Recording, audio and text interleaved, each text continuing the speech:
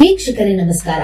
ಸಾರ್ವತ್ರಿಕ ಚುನಾವಣೆಯ ಮೊದಲ ಹಂತದಲ್ಲಿ 17 ರಾಜ್ಯಗಳು ಮತ್ತು 4 ಕೇಂದ್ರಾಡಳಿತ ಪ್ರದೇಶಗಳು ಸೇರಿದಂತೆ 102 ಕ್ಷೇತ್ರಗಳಲ್ಲಿ ಇಂದು ಮತದಾನ ನಡೆಯುತ್ತಿದೆ.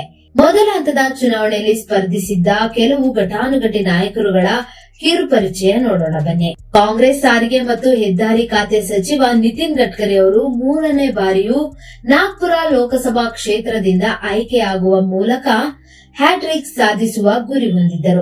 2014 ಹಾಗೂ 2019ರ ಲೋಕಸಭಾ ಚುನಾವಣೆಯಲ್ಲಿ ಗಡ್ಕರಿ ನಾಗ್ಪುರದಿಂದ, ಈ ಬಾರಿಯೂ ಗಡ್ಕರಿ ಸ್ಪರ್ಧಿಸುತ್ತಿದ್ದು ಕಾಂಗ್ರೆಸ್ನ ವಿಕಾಸ್ ಠಾಕ್ರೆ ಪ್ರತಿಸ್ಪರ್ಧಿಯಾಗಿದ್ದಾರೆ.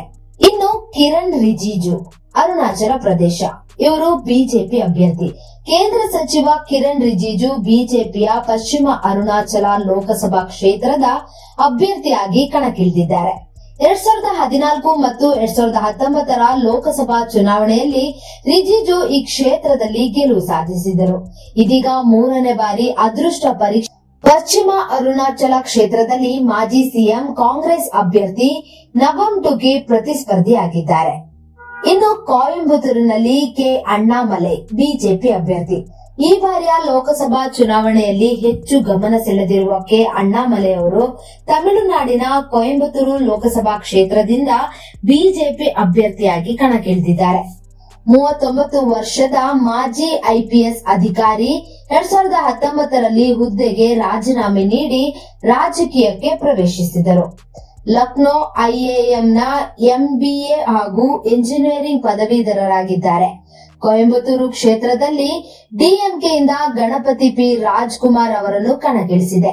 ಕಾನೂನು ಪದವೀಧರರಾಗಿರುವ ರಾಜ್ಕುಮಾರ್ ಜರ್ನಲಿಸಂ ಅಂಡ್ ಇನ್ನು ಜೋಹ್ರಾತ್ನಲ್ಲಿ ಕಾಂಗ್ರೆಸ್ಸಿನ ಗೌರವ್ ಗೊಗೋಯ್ ಅವರು ಅಭ್ಯರ್ಥಿಯಾಗಿದ್ದಾರೆ. ಕಾಂಗ್ರೆಸ್ನ ಪ್ರಮುಖ ಯುವ ಮುಖಗಳ ಪೈಕಿ ಗೌರವ್ ಗೊಗೋಯ್ ಅಸ್ಸಾಂನ ಕಲಿಯಾಬೋರ್ನಿಂದ 2 ಬಾರಿ ಸಂಸದರಾಗಿದ್ದರು.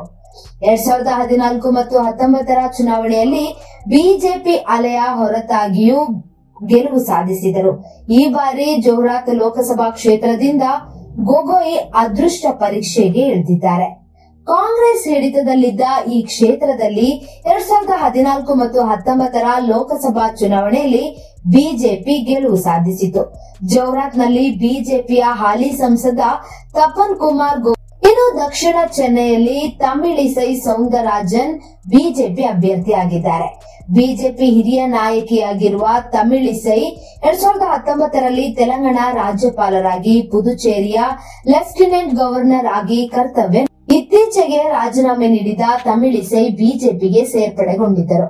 ದಕ್ಷಿಣ ಚೆನ್ನೈ ಲೋಕಸಭಾ ಕ್ಷೇತ್ರದಿಂದ ಹಾಲಿ ಡಿಎಂಕೆ ಅಭ್ಯರ್ಥಿ ತಮಿಳಚ್ಚಿ ತಂಗಪಾಂಡಿಯನ್ ಕಣಕ್ಕಿಳಿದಿದ್ದಾರೆ. ಇನ್ನು ಚಿದ್ವಾರದಲ್ಲಿ ನಕುಲ್ ನಾಥ್ ಕಾಂಗ್ರೆಸ್ ಅಭ್ಯರ್ಥಿಯಾಗಿದ್ದಾರೆ.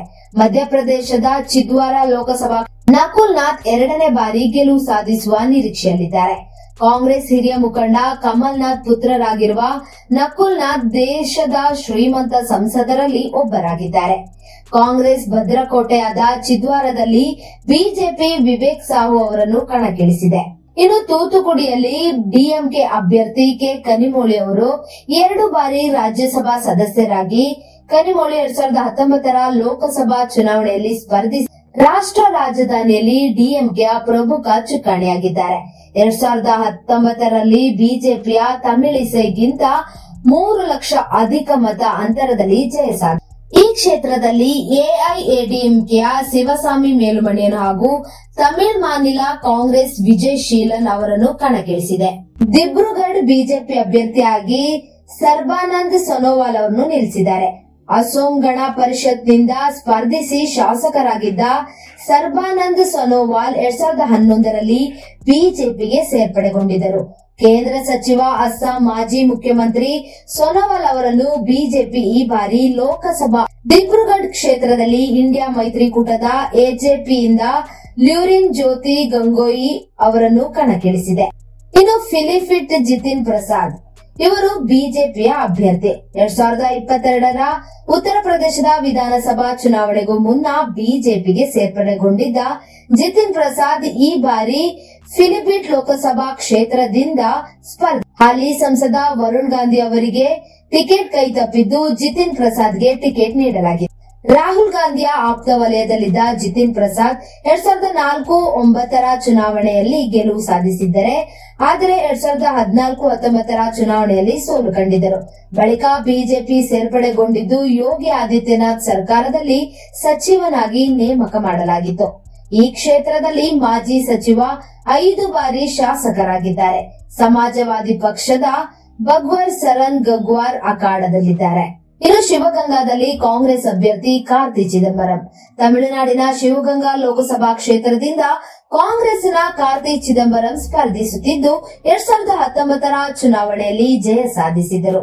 ಕಾರ್ತಿ ತಂದೆ ಮಾಜಿ ಗೃಹ ಸಚಿವ ಪಿ ಚಿದಂಬರಂ ಲೋಕಸಭಾ ಚುನಾವಣೆಯಲ್ಲಿ 7 ಬಾರಿ 2014ರಲ್ಲಿ ಕಾರ್ತಿ ಚಿದಂಬರಂ ಪರಾಜಯಗೊಂಡಿದ್ದರು. 2019ರಲ್ಲಿ ಜಯ ಸಾಧಿಸಿದರು. ಈ ಕ್ಷೇತ್ರದಲ್ಲಿ ಎಐಎಡಿಎಂಕೆಯಿಂದ ಸೇವಿಯರ್ ದಾಸ್, ಬಿಜೆಪಿಯಿಂದ ದೇವನಾಥನ್ ಯಾದವ್ ಟಿ ಕಣದಲ್ಲಿದ್ದಾರೆ. ಒಟ್ನಲ್ಲಿ ದೇಶದಲ್ಲಿ ಮೊದಲ ಹಂತದ ಲೋಕಸಭಾ ಚುನಾವಣೆಯ ಮತದಾನ ನಡೀತಾ ಇದೆ. ಆದಷ್ಟು ಜನ ಬಂದು ಮತ ಹಾಕಿ ಎಂದು ಸೆಲೆಬ್ರಿಟಿಗಳು, ರಾಜಕಾರಣಿಗಳು ಮೊದಲು ಮತದಾನ ಫೋಟೋಗೆ ಪೋಸ್ ಕೊಟ್ಟು ಮತದಾನದ ಜಾಗೃತಿ ಮೂಡಿಸಲು ಕರೆ ನೀಡಿದ್ದಾರೆ. ಮತ್ತಷ್ಟು ಅಪ್ಡೇಟ್ಗಾಗಿ BN TV YouTube channel like ಮಾಡಿ, ಸಬ್ಸ್ಕ್ರೈಬ್ ಮಾಡಿ. Anjali special desk BN TV, ಇದು ನಿಮ್ಮ ಧ್ವನಿ.